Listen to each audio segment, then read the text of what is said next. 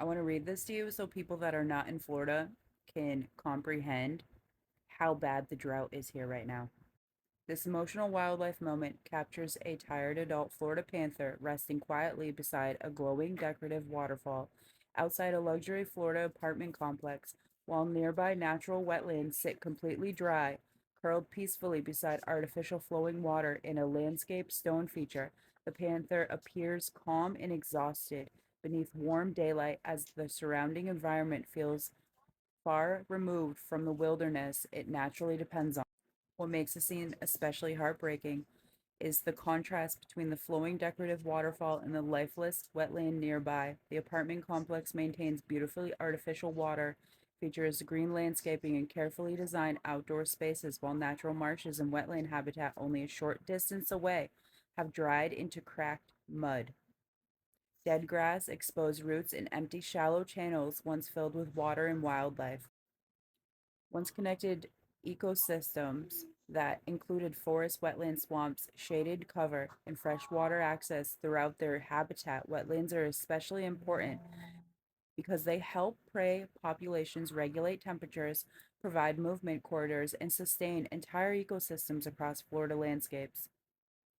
In this scene, however, the decorative waterfall almost feels symbolic. Artificial water continues flowing for visual beauty while nearby natural wetlands struggle to survive beneath expanding development and environmental pressure. The panther resting beside it creates a quiet but emotionally powerful reminder of how modern landscape sometimes replaces natural ecosystems rather than protect them.